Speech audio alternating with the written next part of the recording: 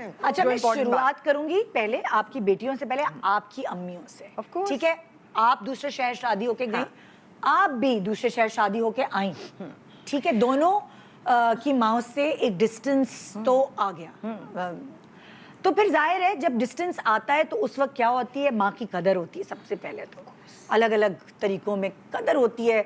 उस वक्त हम जब उनके करीब होते हैं तो हम उनको फॉर ग्रांटेड ले रहे होते हैं। जब दूर जाते हैं ना तो फिर ये फील होता है, यार अम्मी होती ना इस वक्त ये हो जाता।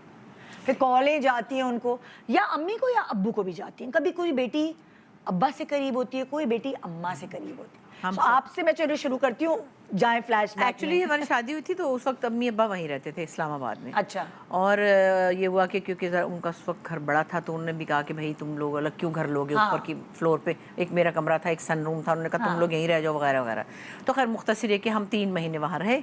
इतने में ज़ियाउल हक साहब का दौर आया तो मेरे फादर चूँकि इंफॉर्मेशन में थे और वो स्टेट फिल्म अथॉरिटी एक था जैसे नेफडेक था फिल्मों से, तो उन्होंने उसको कहा ये गैर इस्लामी महकमे इनको बंद कर दो ना। अच्छा। तो मेरे फादर को भी उन्होंने कहा कि भी आप मिनिस्ट्री में चले वगैरह वगैरह। तो अब्बा फिर लाहौर चले गए 3 महीने बाद। लिहाजा 3 महीने बाद जब मुझे तो कुछ आता ही नहीं था और जब कुछ पकाने लगूँ तो वो एक कुक बुक थी, एक किसी घी का नाम मैं नहीं ले रही क्योंकि उन्होंने मुझे पैसे नहीं दिए। अच्छा।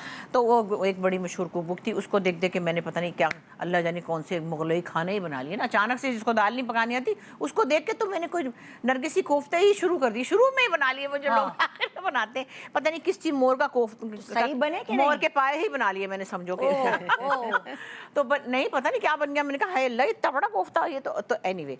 उसके बाद मुझे मिस करती थी तो मेरे पास कौन सा अम्मी का कोई लाहौर का फ़ोन था या कोई आई मीन ऐसे थोड़ी पूछ सकती थी।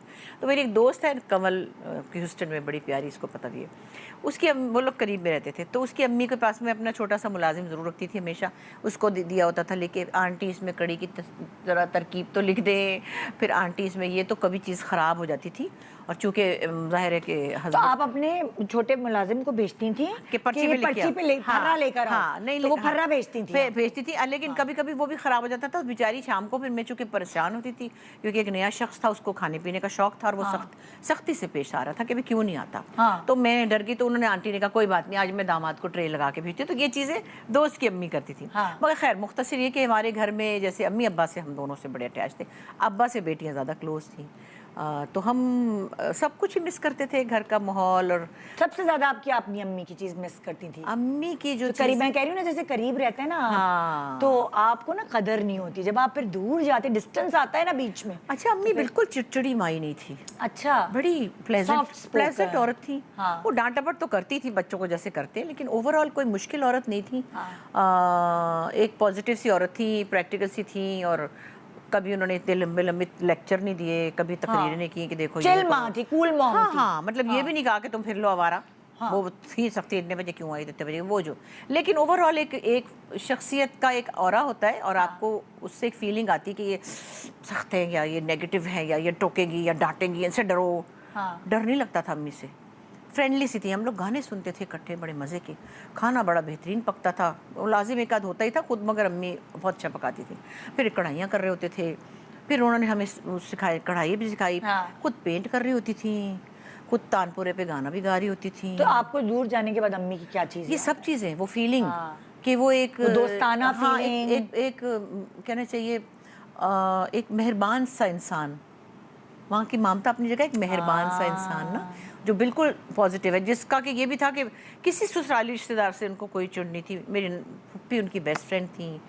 अब मेरे वालिद की मेरी दादी से कुछ थोड़ी सी खिंचाव था तो ज़बरदस्ती उनको ईद पे लेके जाती थी कि नहीं चलें। वो वैसे बैठ जाते थे चुप करके, वे कहती थी नहीं चलो। पॉजिटिविटी अम्मी की चीज़ें जो था ना वो अब समझ आती कि कहाँ से हमने, मुश्किल नहीं थी क्योंकि आप भी पॉजिटिव हैं बहुत, मेरे ख्याल तो है। आपने उनसे इनहेरिट की है मुझे। हाँ, मैं अभी इकबाल अंसारी की भतीजे के घर खाना खा के हूँ, परसों मैं उनके भतीजे के घर मिल के आई हूँ। मुझे तो कोई प्रॉब्लम नहीं, बच्चे ताई अम्मा करते फिरते करें, मुझे मामी कोई चाची, तो वो चीज़ें फालतू होती है, आपसे आती है ना, फालतू है ये सब चीज़ें। आप एक्स्ट्रा किसी और रिश्ते से क्यों शिकायत? और क्या, आप रिलेशनशिप तो बनाने के लिए इस दुनिया में आए हुए हैं भाई। तो वही बच्चे भी करते हैं, अपने कजन से इन टच हैं, चाहे वो जो भी बहरहाल बचपन से पले बढ़े हैं। अब जैसे आप लोग बल्ब थोड़ी है कोई स्विच कर ले, ऑफ कर ले और ऑन। तो वो चीज़ें हमने अपनी अम्मी में ही देखी थी कि ये चीज़ें एक मेहरबान औरत थी, मुलाजमों के साथ भी अच्छी थी, बैठ के दोपहर को पढ़ा भी रही होती थी और कोई मैंने चीखते हुए गालियां देते हुए उनको नहीं देखा